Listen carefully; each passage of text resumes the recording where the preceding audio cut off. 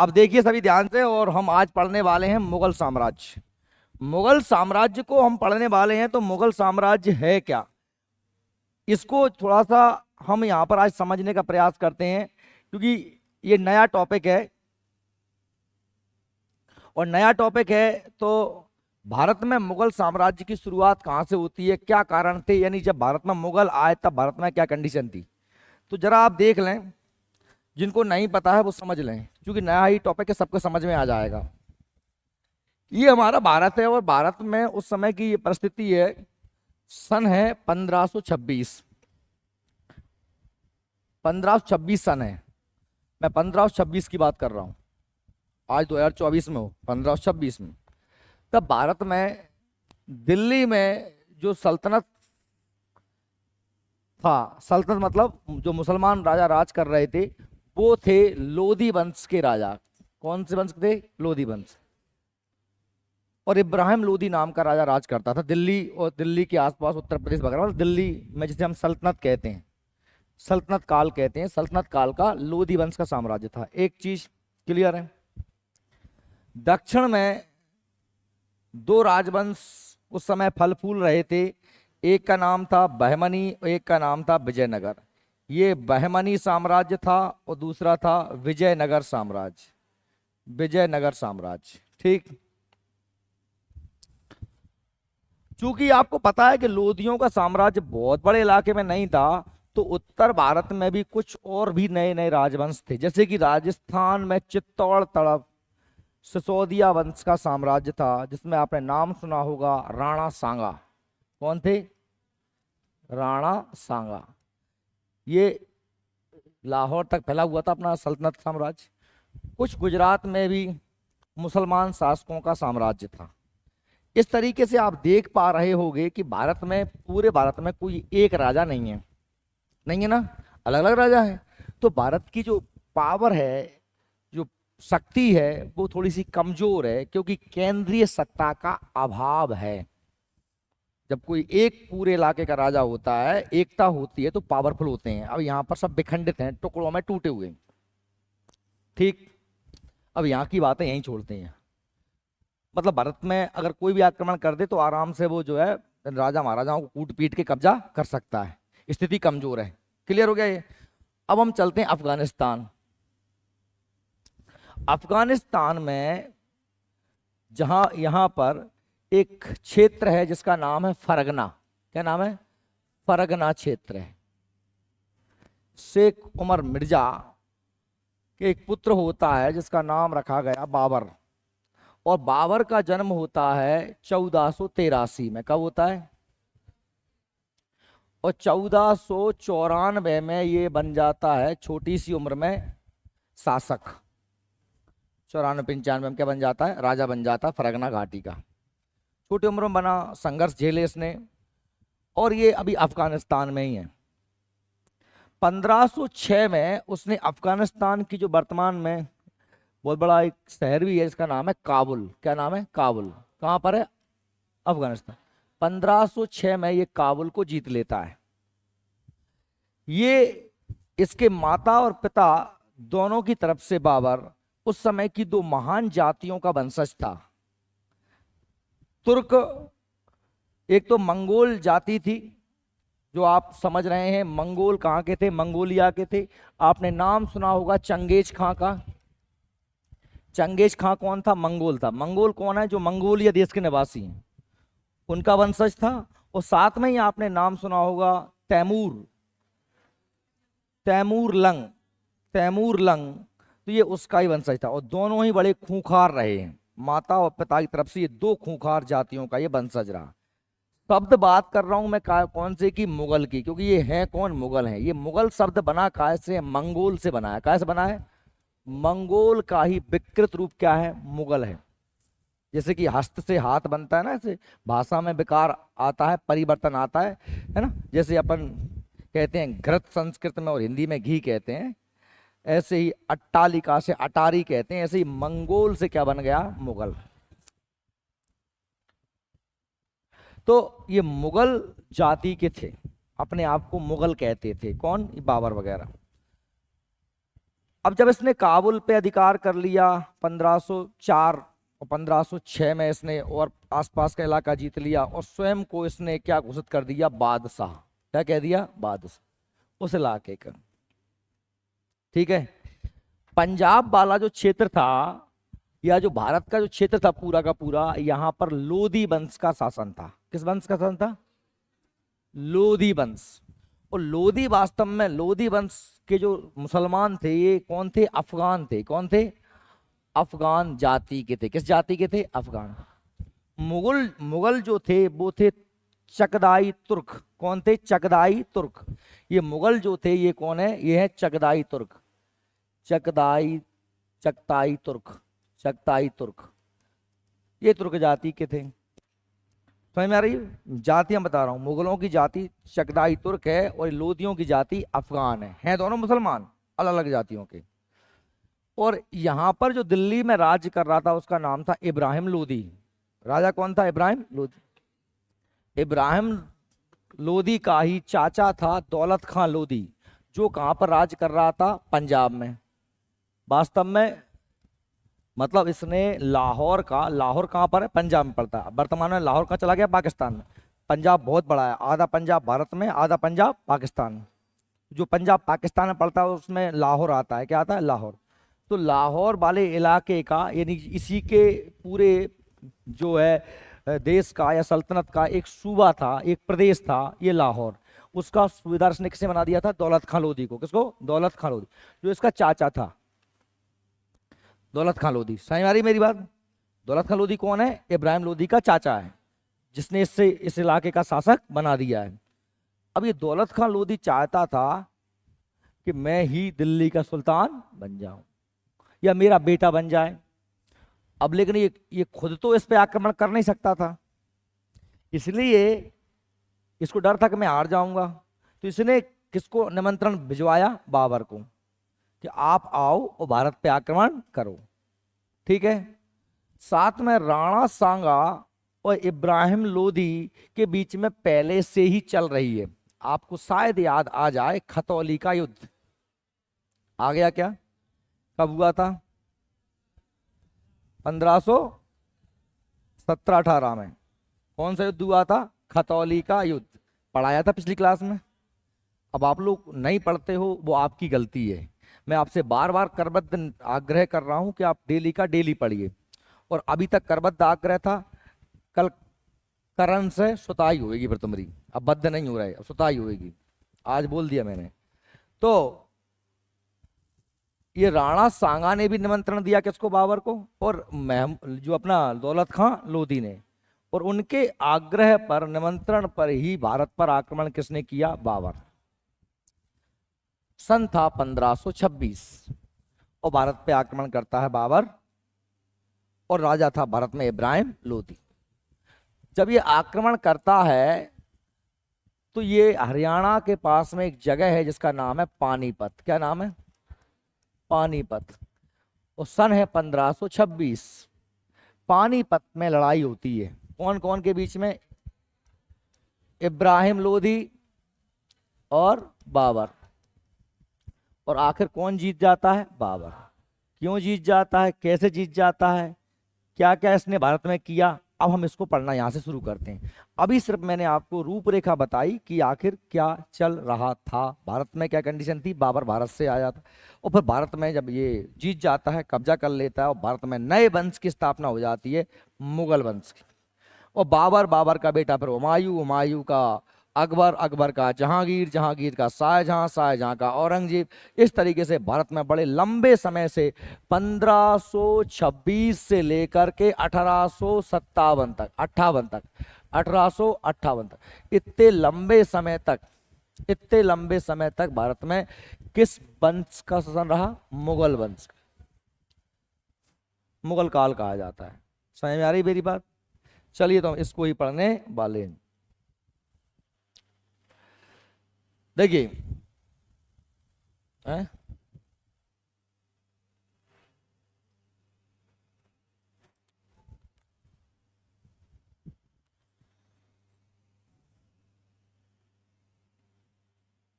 दिख रहा है आप लोगों को। बाबर, भारत में शासन की बात हो रही है 1526 से 1530 तक साम्राज्य किया। हालांकि बाबर का जो जन्म है वो कब हुआ था? 1483 में। कब हुआ था? 1483। लेकिन भारत कब आया? 1526 में, इसलिए सन लिखा है 1526 से 1530। ठीक। बाबर पितृवंश की ओर से, मतलब अपने पापा की तरफ से, किसका वंशज था? तैमूर का पांचवा वंश, तैमूर, तैमूर लंग। और मातृवंश की तरफ, मतलब उसके मम्मी की तरफ से नाना के नाना परनाना कौन रहे होंगे? चंगेज खां। चंगेज खां कौन थे? मंगोल थे। कौन थे? मंगोल। इनका 14वां वंशज था। वो दोनों ही बड़ी खूंखार जातियों का मिश्रण है ये, आप देखेंगे। माता की तरफ से चंगेज खां का वंशज और पिता की तरफ से तैमूर लंग का वंशज, और दोनों ने ही दुनिया में बहुत उत्पात मचाया था। बाबर का जन्म 14 फरवरी 1483 को फरगना में हुआ था। फरगना घाटी है। फरगना घाटी कहाँ पर है? अफगानिस्तान में। कहाँ पर है? अफगानिस्तान।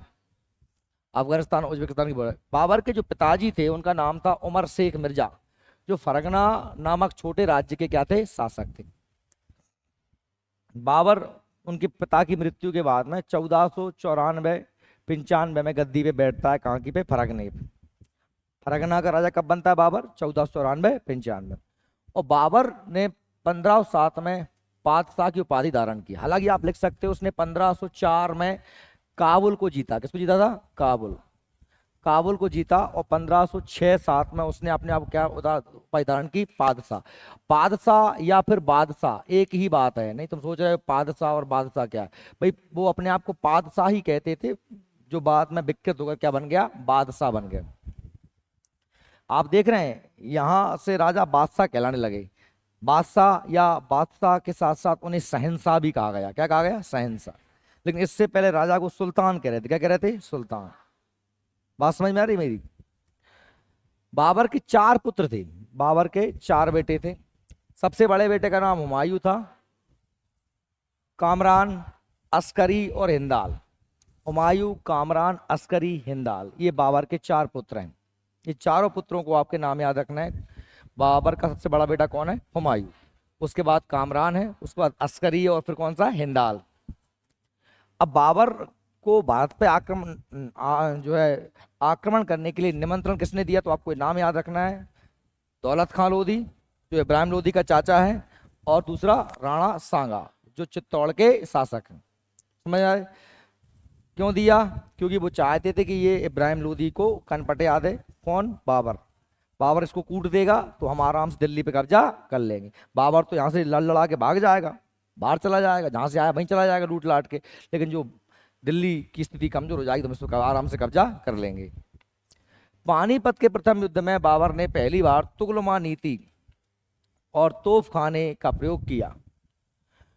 देखो, बाबर पहला व्यक्ति था जिसने भारत में बारूद का और तोपों का प्रयोग किया। बाबर मात्र 5000 सैनिक लेकर के भारत में आया, समझना। जबकि भारत की आबादी उस समय कम से कम करोड़, 1 आध करोड़ तो रही होगी।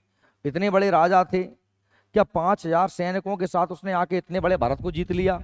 ये कोई छोटी मोटी बात तो है नहीं भाई। उसके पास टेक्नोलॉजी थी। हम अभी तक लड़ रहे थे काय से? तलवारों से, भालों से, है ना। तलवार, भाले, ये ढाल, या ज्यादा से ज्यादा धनुष बाण रहे होंगे, खतरा मतरा फेंक के मारत होंगे। अब तलवार लेके बगल में जाओगे तो चला दो, वहीं से तोप से उड़ा दोगे पूरे पूरे सैनिकों को। बारूद, तोप, तुगलमा नीति, घेर लिया पूरे क्षेत्र को। आपका किला है। पहले हमारे यहाँ ऐसी विचारधारा थी राजा महाराजाओं के टाइम पे, जैसे मान लो आज की कंडीशन क्या है कि अगर हम पे पाकिस्तान की सेना आक्रमण करती है, ठीक है, तो अगर मान लो पाकिस्तान की सेना ने दिल्ली पे कब्जा कर भी लिया, तो हमारी सेना के अड्डे तो पूरे भारत में नहीं, कहीं कहीं पर हैं, ग्वालियर, मुरार में भी, शिवपुरी में भी, फलाना ठिकाना। तो मतलब हम उनको उधर से घेर के मारेंगे। पहले ये सिस्टम था कि सारी सेना, सारी पावर एक किले में होती थी।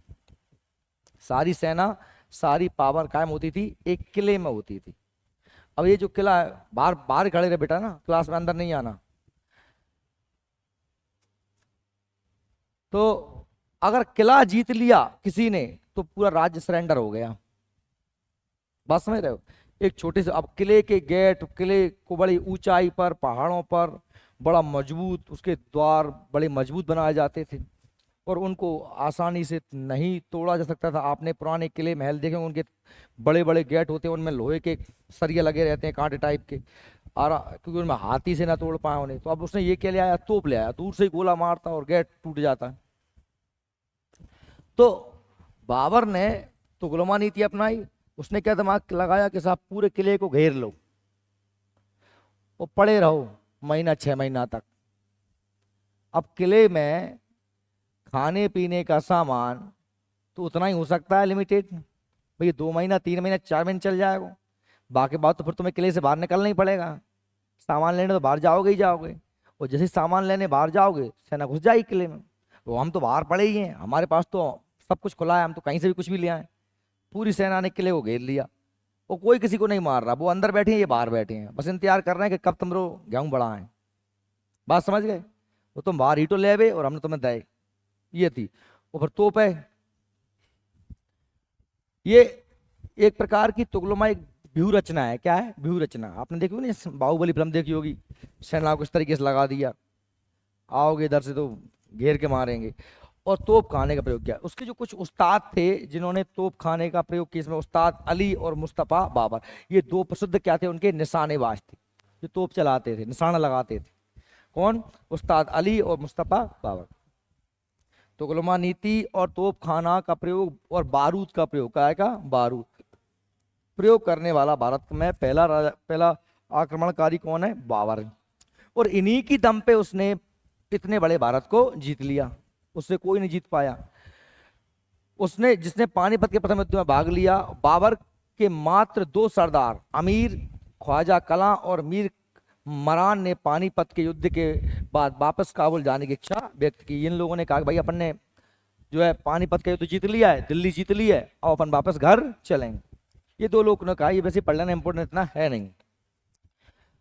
लेकिन बाबर नहीं रुका, बाबर ने दिल्ली को जीता, इब्राहिम लोदी को हराया तोपों की और बारूद की दम पर।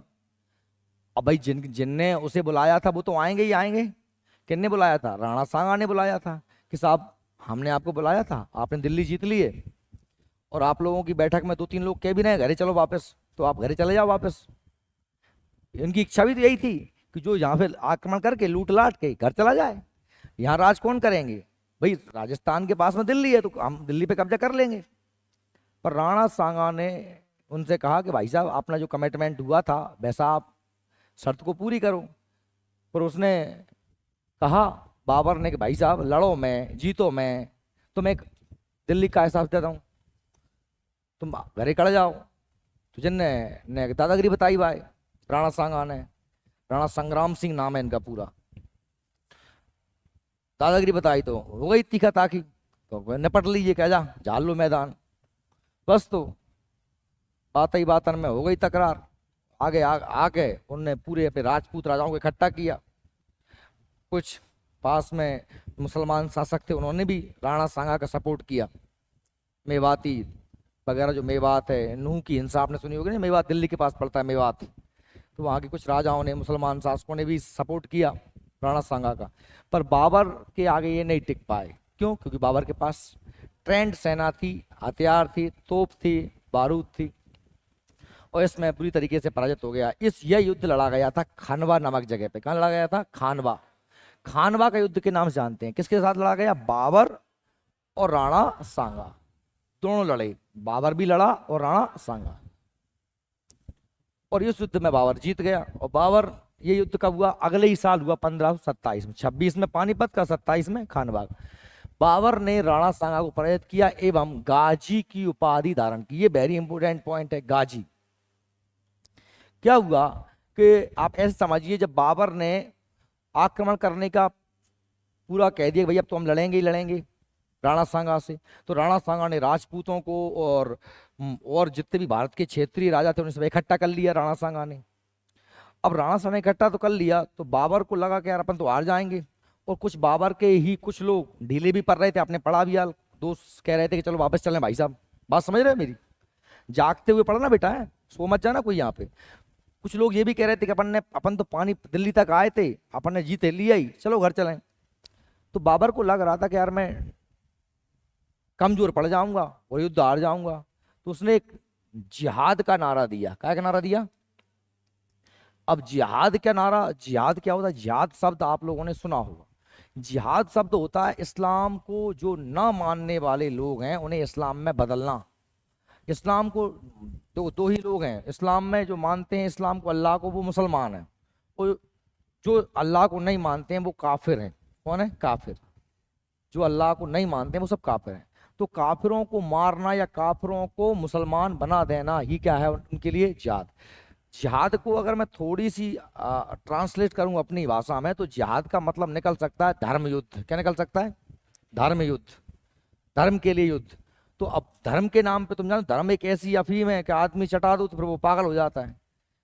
तुम अब यार तुम्हारे बाप से कोई कछु कह दे तो तुम एक बार सहन कर जाओगे, लेकिन कोई हनुमान जी गारा दे रहा हो तो हम लठ दे दोगे मूल में खींच के। बात समझ रहे हो?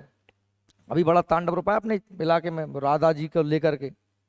राधा जी का बारे में उनने, वो महाराज कहाँ के हैं, प्रदीप मिश्रा, उनने कह दिया कि वो रायण गांव की थी, उनको ब्याह भाव तो जहाँ से, और ये फलाना धमाका। सुन रहे होगा आप, देख रहे हो यूट्यूब फेसबुक सोशल मीडिया भयंकर चल रहा है। सुना नहीं सुना? कौन कौन नहीं सुना? नहीं सुना? तू मोबाइल नहीं चलाता होगा, इंस्टाग्राम पे नहीं चलाता, भला आदमी है। वाह, शाबाश। तो प्रेमानंद बाबा जी ने उनने कह दिया कि नरक मरक में जाएगा, तू कैसी बातें कर रहा है। ऐसी बहुत सी बातें हो गई। तो बात यह है कि धर्म के नाम पर, धर्म के नाम पर जो है लोग बाग लड़ने तैयार हो जाते हैं। तो बाबर ने नारा दिया काय का? जिहाद का। और जिहाद में जो काफिरों को मारे वो कहलाता है गाजी। गाजी का मतलब है काफिरों को मारने वाला। तो ये प्रश्न इंपोर्टेंट है कि गाजी की उपाधि ही कब धारण की बाबर ने? खानवा के युद्ध में। कौन से युद्ध में? और गाजी का मतलब क्या है? काफिरों को मारने वाला। ठीक है। खानवा युद्ध का वर्णन श्यामल दास लेखक की कृति वीर विनोद में, एक वीर विनोद नाम की किताब है जो किसने लिखी है? श्यामल दास ने लिखी है। अब श्यामल दास की पुस्तक का नाम है वीर विनोद। उसमें हमें क्या का वर्णन मिलता है? खानवा के युद्ध का वर्णन मिलता है। 48 वर्ष की आयु में 26 दिसंबर 1530 को आगरा के में बाबर की क्या हो गई? मृत्यु हो गई। और आगरा में ही बाबर को दफना दिया गया। आगरा के पास में आराम बाग एक जगह है, वहां पर बाबर को दफना दिया गया। 1530 में बाबर मर गया। यहीं भारत में आया था, लड़ते लड़ते यहीं पे मर गया। और जब बाबर मर गया तो उसको यहीं दफना दिया गया। लेकिन बाबर का बेटा था हुमायूं। बाबर ने अपनी एक आत्मकथा लिखी थी, इसका नाम था तजुके बाबरी, जैसे हम बाबरनामा भी कहते हैं, बाबरनामा या तजुके बाबरी। ठीक है। ये जो ये अब चूंकि ये तुर्क थे, कौन थे ये? तुर्क। तो इसने जो लिखी थी ना अपनी आत्मकथा, आत्मकथा जानते हो ना, मैं अपने बारे में खुद लिखूं उसे क्या कहते हैं? आत्मकथा, बायोग्राफी। तो बाबर ने जो अपनी आत्मकथा लिखी थी उसमें उसने लिखा था कि भाई मुझे मरने के बाद दफनाया जाए। कहाँ पर? काबुल में। कहाँ दफनाया जाए? जहां से मैं आया था। हर आदमी की इच्छा होती है कि मैं भैया मर जाऊं तो मैं मेरी जन्मभूमि पे जलूं जब मैं पैदा हुआ था। तो उसने ऐसा लिखा था। पर दिक्कत ये थी कि वो जो बाबरनामा था, ये जो तुजु की बाबरी जो पुस्तक का नाम है, वो लिखी थी तुर्की भाषा में, या नहीं मिली होगी उस समय, किसी ने नहीं पढ़ा। उसके बाद में हुमायूं राजा बना, हुमायूं के बाद में फिर अकबर बना। अकबर के ही जो 9 रत्न थे उनमें से ही एक ने जो है बाबर की जो आत्मकथा थी उसका फारसी में ट्रांसलेशन किया। क्या किया? अनुवाद किया। तो उन्हें मालूम चला, उन्हें पढ़ा कि हमारे बब्बा चाहते थे कि हम मुझे कहाँ दफनाया जाए? काबुल में दफनाया जाए। अब बब्बा दफना गए आगरा के आराम बाग में। तो फिर अकबर ने बब्बा खुदवाए दोबारा, बाबर को निकलवाया, कब्र से निकलवाया और बाबर को वापस कहाँ दफनवाया? काबुल। तो भारत में से अगर देखें जितने मुगल बादशाह हुए हैं ना, उनमें से केवल 3 मुगल बादशाह ही ऐसे हैं जिनकी कब्र वर्तमान में भारत से बाहर है। 3। एक तो पहला बाबर ही हो गया, इसकी कहाँ पर है? काबुल में। काबुल कहाँ पड़ता है? अफगानिस्तान में। दूसरा है जहांगीर, जिसकी पड़ती है लाहौर में। और लाहौर कहाँ है वर्तमान में? पाकिस्तान में। और तीसरा है अंतिम मुगल बादशाह मोहम्मद बहादुर शाह जफर। बहादुर शाह जफर जो 1857 की क्रांति के समय मुगल बादशाह था, नाम मात्र का बादशाह था। उसको अंग्रेजों ने पकड़ के कहाँ भेज दिया था, म्यांमार, रंगून, और वहीं उसको दफना दिया। ठीक है, तो ये तीन जो है बादशाहों की कबर भारत से बाहर है, मुगल बादशाहों की, याद रख लेना, बाबर, जहांगीर, बहादुर शाह जफर। बाबर, जहांगीर, बहादुर शाह जफर।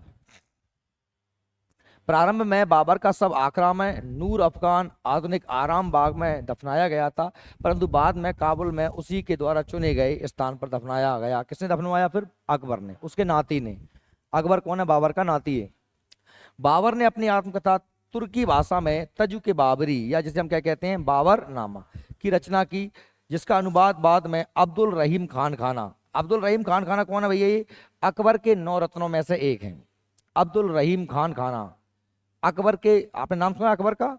अकबर के दरबार में 9 रत्न थे, मुल्ला दो प्याजा, अब्दुल रहीम खान खाना, मान सिंह, टोडरमल, ये से 9 रत्न। आगे पढ़ेंगे अपना अकबर को, अकबर आगे आएगा। तो उनमें से एक थे अब्दुल रहीम खान खाना। उन्होंने ही तजु के बाबरी का ट्रांसलेशन किसमें किया था? फारसी में। फारसी कहाँ की भाषा है? ईरान की। मुगलों की जो राजकीय भाषा थी वो फारसी थी। राजकीय भाषा समझते हो ना? राजकीय भाषा मतलब वह भाषा जिसमें सरकारी कामकाज होता है, सरकार के पत्र वगैरह, आदेश वगैरह, सरकार के कानून वगैरह जिस भाषा में पारित, उसे क्या बोलते हैं? राजकीय भाषा। मुगलों की राजकीय भाषा क्या थी? फारसी थी। तो याद रखना, तजुके बाबरी बाबर की आत्मकथा है जो तुर्की भाषा में है, वो उसका ट्रांसलेशन किया था फारसी में अब्दुल रहीम खान खाना। वो तभी उनको मालूम चला कि बब्बा चाहते थे कि कहाँ दफनाया जाए? काबुल में। वो उसे अकबर ने दफनाया। बाबर के बारे में ये 4 युद्ध हैं, इन्हें आपने अच्छे से याद करना। हालांकि आपको पहले से युद्ध होंगे, इनकी ट्रिक भी मैंने आपको बताई थी कि बाबर आता है, बाबर आया, आया और आकर क्या किया उसने? आकर उसने पहले पानी पिया। क्या? पानी पिया। और फिर उसने खाना खाया। और फिर कहाँ गया? चंदेरी गया। और फिर घाघरा पहना, घाघरा पहना, और फिर मर गया। इस ट्रिक से आप ये चारों युद्धों को याद रखेंगे। कैसे युद्ध रखेंगे आप? कि भैया सबसे पहला जो है, बाबर आया और पानी पिया।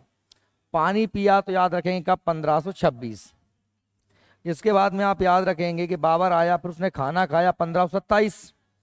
कब खाया? 1527।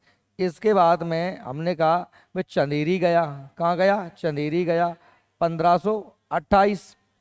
और इसके बाद में बाबर ने जो है घाघरा पहना। घाघरा कब पहना बाबर ने? 1529। और लास्ट में बाबर मर गया। बाबर कब मर गया? 1530। देखो ये युद्ध हो गए बाबर के चारों। बाबर आया और 1530 में उसने पानीपत का युद्ध लड़ा, पानी से पानीपत। और उसने किसको हराया इस युद्ध में? इब्राहिम को। किसको हराया? इब्राहिम लोदी को। इब्राहिम लोदी को हराया। ठीक है, फिर उसने खाना खाया, पानी पी के क्या खाया? खाना 1527 में। तो ये तो सन में दिक्कत आएगी नहीं, 26, 27, 28, 29, 30 लान से सन आएंगे। पानी पिया, खाना खाया, चंदेरी गया, घाघरा पहना, मर गया। ठीक है, तो पानीपत का युद्ध इब्राहिम लोदी 1526।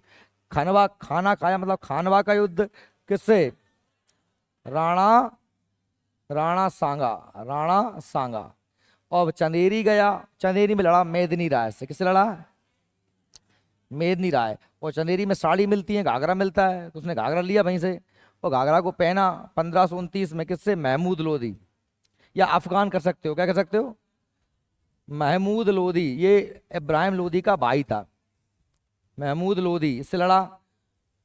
और फिर 1530 में मर गया। कहाँ मर गया? आगरा, आगरा मर गया। ठीक है, तो ये आपको याद हो जाएंगे आराम से। एक बार फिर से पढ़ लीजिए। बाबर आया, पानी पिया, खाना खाया, चंदेरी गया, घाघरा पहना, मर गया। 1526 में पानी पिया, पानीपत का युद्ध इब्राहिम लोदी से। 1527 में खाना खाया राणा सांगा से के साथ, चंदेरी गया। 1528 में मेदिनी राय से लड़ा और घाघरा पहना। 1529 में महमूद लोदी अफगान। देखो कहाँ से आया था? अफगानिस्तान से आया। दिल्ली लड़ा, 1526 पानीपत। इब्राहिम लोधी नीचे गया, राणा सांगा से लड़ा। कौन सा युद्ध? खानवा का युद्ध। 27 चंदेरी आ गया नीचे, मेदिनी राज लड़ा। कब? 1528। वापस लौट रहा था तो इस इब्राहिम लोधी का भाई जो इधर भाग गया था, कहाँ? बिहार भाग गया था, जिसका नाम था महमूद लोधी। ये कौन थे? ये थे अफगान। कौन थे? अभी बताया था मैं, अफगान थे। कौन? लोधी कौन थे? अफगान थे। इसी का भाई यहाँ आ गया, और एक नदी है घाघरा नदी, वहां पर फिर दोनों लड़ बैठे। कौन सा युद्ध? घाघरा के युद्ध 1529। और वापस में जब ये युद्ध जीत के वापस पहुंचा आगरा तो 1530 में मर गया। आया, मर गया।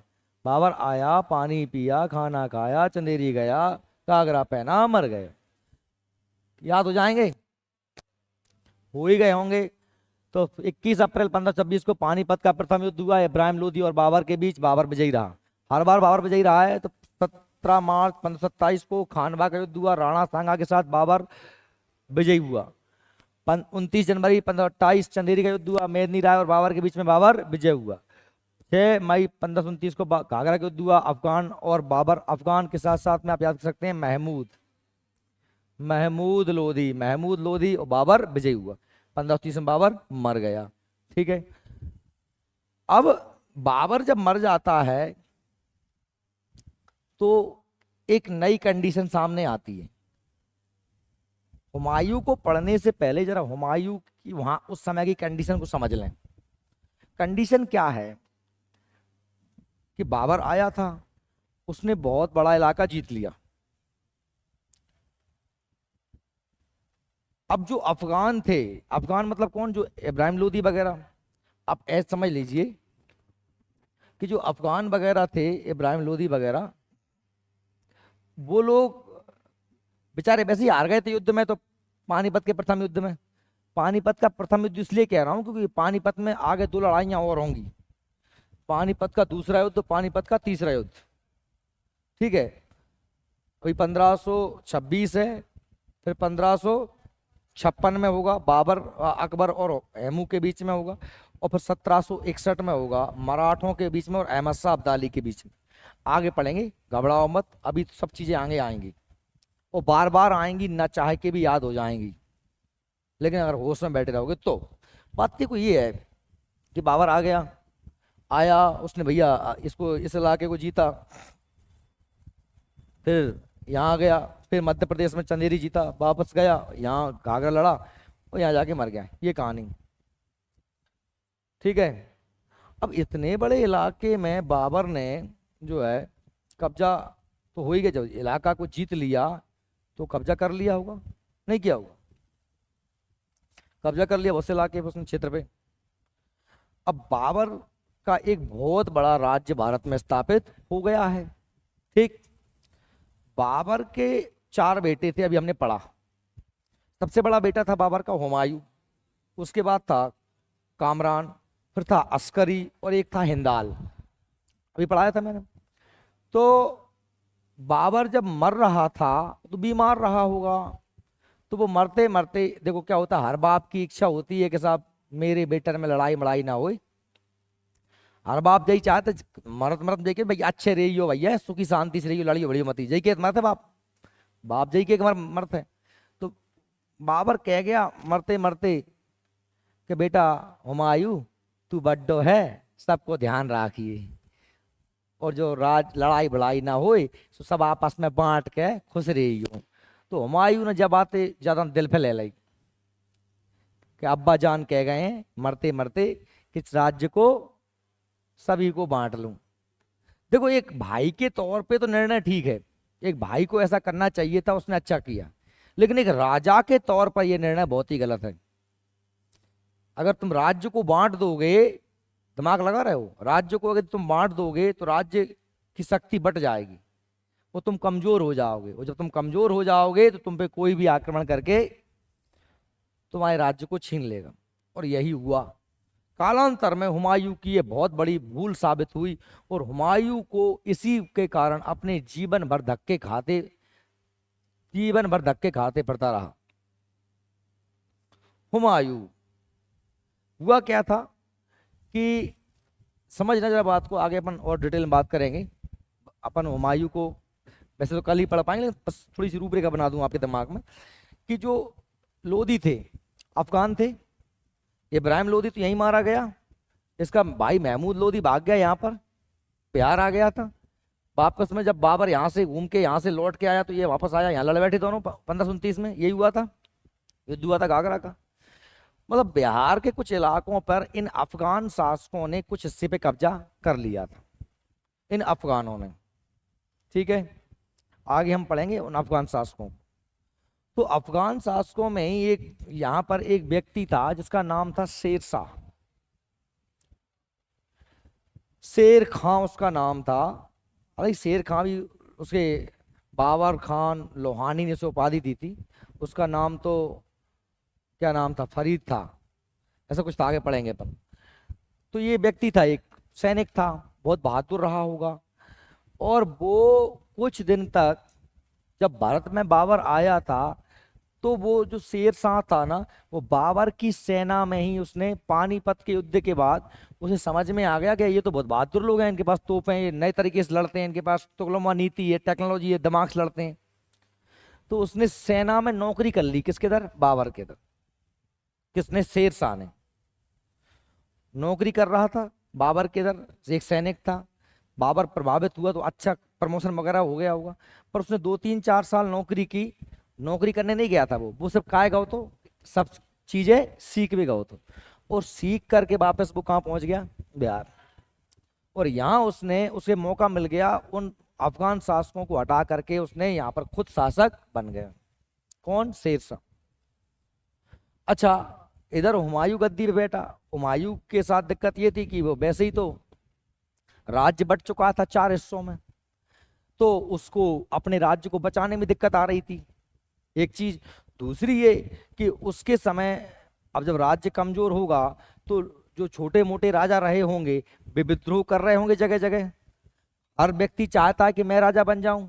तो ये गुजरात का राजा था जिसका नाम था बहादुर शाह। क्या नाम था, बहादुर शाह। वो जाए हुमायूं बिल्कुल ही कमजोर समझत तो, क्या समझत तो, दिखा रही थी चारे भैयन में हिस्सा बट गओ, कमजोर है। तो जब देखो तब जहां आके गार दे जाए, जहां फतरा फेंक जाए, समझ रहे हो, चाहे जो उनके जाए वो बेचारा अच्छे लेकिन ब्याह में आम मिल जाए सुमावाए शेंगा दे। बाबा हुमायूं वहां ने कही यार जा से मैं बड़ो परेशान हूँ, कौन से बाबा अपना बहादुर शाह। मैंने बहादुर शाह नहीं यार, बहादुर शाह नाम नहीं है इसका, शायद बहादुर शाह है, आगे देख लेंगे, दिमाग छोड़ गया। जो भी है गुजरात का है, क्षमा करना, भूल गया, क्षमा कर दोगे, नहीं कर रहे। बहादुर शाह ही नाम है, क्या देख लेंगे अपन अभी। तो हुआ क्या कि भाई लड़ाई, उनके बीच में लड़ाई हुई और इसने बहुत बड़े हिस्से को मालवा वगैरह को जीत लिया था। अपने मालवा में भी था, इसका साम क्या नाम था यार अपना, होशंग शाह से पहले की बात है, होशंगाबाद है ना मालवा में, होशंग शाह से पहले की बात है। तो इसने जीत लिया है इसको। अच्छा, इतने में इसको मालूम चलता है किसको, हुमायूं को, कि भाई साहब इतना शेर शाह नाम का व्यक्ति राजा बन गया कहाँ पे, बिहार में, और ये मुझ पे आक्रमण कर सकता है। अच्छा, हुमायूं ने 2-3 युद्ध जीत लिए, इधर गुजरात का जीत लिया, इधर ग्वालियर मौलियर वालों को हरा दिया, तो ये कॉन्फिडेंस में आ गया, कौन, हुमायूं। और जय लाले में पाने कौन पे आक्रमण कर दो, शेर साहब। हुमायूं उन्हें थोड़ी पता है तो कि जो सबरी हमरी व्यवस्थाएं जानते, सब टेक्नोलॉजी जाए पता है, कौन है, शेर शाह। समझ रहे हो, बात है 1539 की। 1526 में मरा था कौन, बाबर, फिर राजा बन गया होगा हुमायूं। 1539 की बात है, यहाँ युद्ध होता है बिलग्राम का युद्ध, कौन, सॉरी चौसा का युद्ध। कौन सा होता है, चौसा का युद्ध। 1539 चौसा का युद्ध होता है, कौन सा, कौन के संग है, शेर शाह के संग। तो शेर शाह के संग युद्ध होता है, तुम समझ ही रहे हो कि शेर शाह तो वैसे ही तैयार बैठा तो आओ हुमायूं तो बताऊं।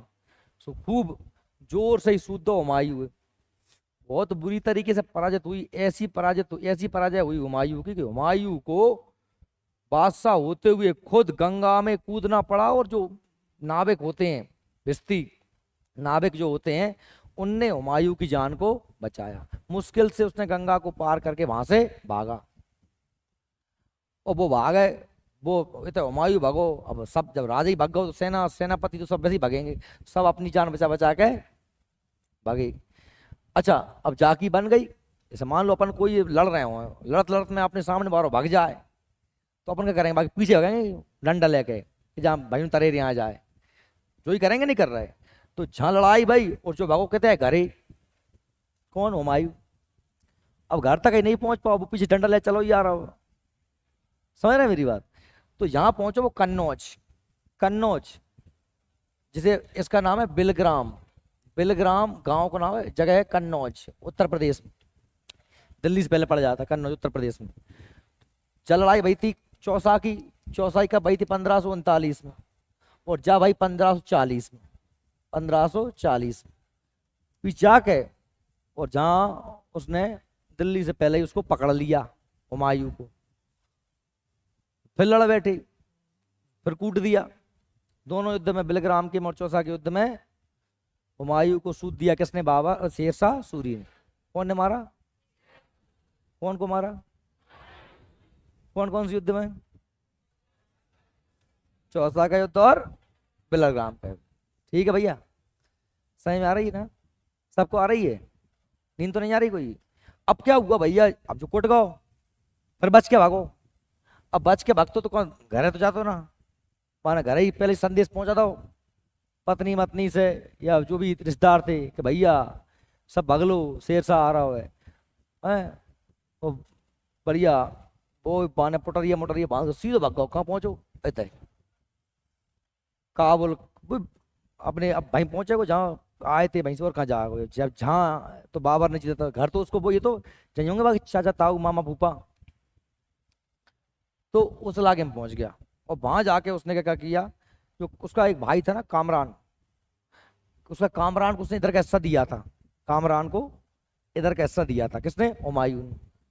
तो कामरान से कही कि भाई कुछ दिन अब कामरान की तरह रहो को जाके, तुम जानते ही हो कि एक दिन दो दिन मेजमानी ठीक होता है। कामरान ने तो भैया कुछ ना कही होगी, भाभी खेल लगी तो जिंटा ही रंग कपड़ों रंग जिनके तो कल जहाँ से करे, समझ रहे मेरी बात। बेचारे को वहां से भागना पड़ा। फिर वो कामरान के गुरु के पास पहुंच गया, गुरु उससे हुमायूं से खुश हुआ, भला आदमी था हुमायूं। अब था तो भला ही, उसने चार अपने भाइयों को राज बांट लिया था। तो गुरु ने अपनी बेटी का विवाह, जिसका नाम था हमीदा बानो, बेटी को ब्याह जा से कर दो, कि तू कहूँ ना कहूँ, तू मुझे दिख रहा है कि तू भला आदमी है, भगवान तेरी कहूँ ना कहूँ तो सुने। वो दर दर भटकता रहा बेचारा, 1540 से भटक रहा हुआ। इत राजा को बन गया शेरशाह, तो जो तो कल बाद में देखेंगे, तो शेरशाह शासक बन गया। इत जो भटकत फिर रहा हुआ 1555 तक भटका। क्या साल भटको, 15 साल, 40 से 55। अब उसी 1540 में ही उसका 41 में उसका ब्याह हो गया उससे, हमीदा बानो से। वो वापस अब पत्नी सिंह है, अब तो और ज्यादा हो गई, पहले तो अकेले फिर रहा, चलो अपने अकेले आदमी क्या है, चाहे तो फिर झूलो झूलो टांगे मांग के खा लो। अब संग बेगम और है। तो उसके एक दोस्त थे पंजाब के, राणा बीर साल, हिंदू थे, राणा बीर साल पंजाब में राजा थे। उनके तक पहुंचा, और वहां उससे उसने कहा राणा बीर साल से कि साहब अब देखो मेरी संगत बहुत परेशानी है, मैं तो भटकत कर रहा हूँ, मुझे मेरे राज छिन गो, मुझे जैसे भी करके जुगाड़ करके राज्य वापस लेना है मेरो।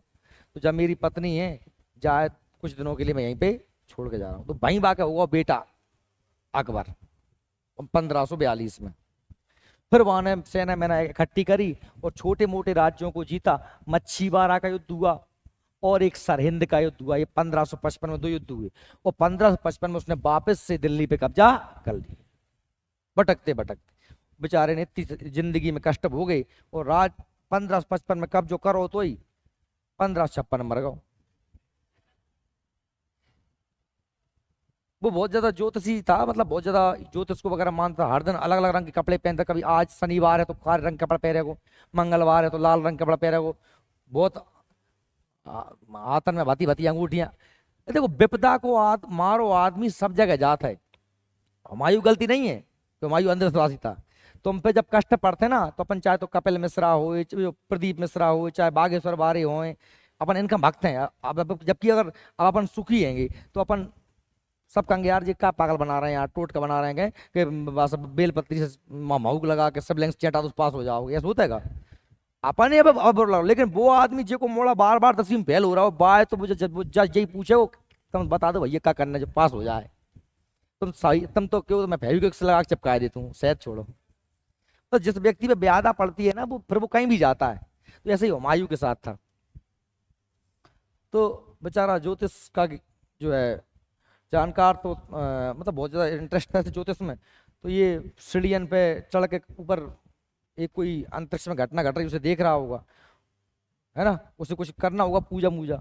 जैसे वो तारा, तारा के पास तारा आया कोई दूसरा, ऊपर से नीचे भागो जो देख के, तो सीढ़ियन पे से सरक गो पाओ, तो बहन ढड़क गो, ढड़क नीचे आ गो।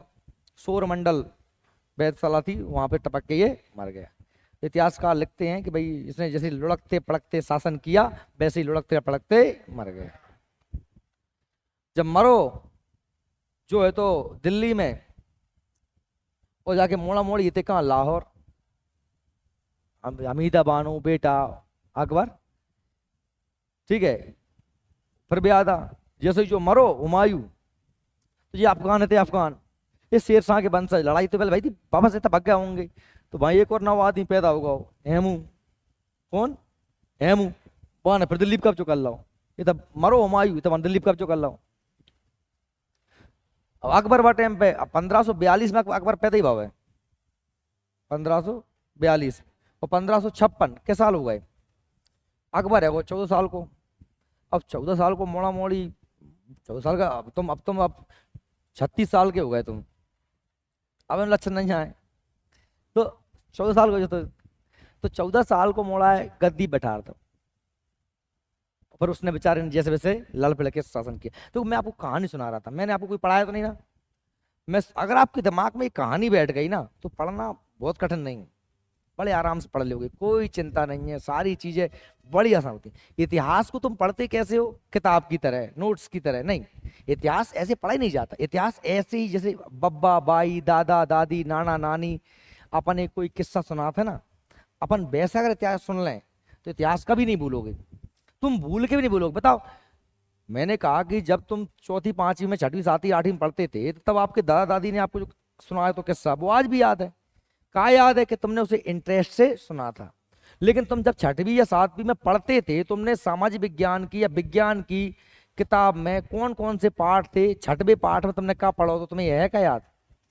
कुछ नहीं याद। अरे तो वो छोड़ो उस समय का, तुम्हें अभी परसों मैंने क्या पढ़ाया था, किस पाठ में क्या था, वो भूल गए तुम, कल का ही भूल गए। तो बात सीधी सी है, इंटरेस्ट से पढ़ोगे, मजे से पढ़ोगे, मजा लेके पढ़ोगे, तो ही चीजें याद रहेंगी। बोरो मुंह करके बैठे रहोगे, नहीं पढ़ोगे, थोड़ी सी मेहनत नहीं करोगे, इंटरेस्ट नहीं जगाओगे, तो आपको कुछ नहीं मिलने वाला। जैसे थे वैसे के वैसे रहोगे। तो अब आज के लिए हम इतना छोड़ते हैं।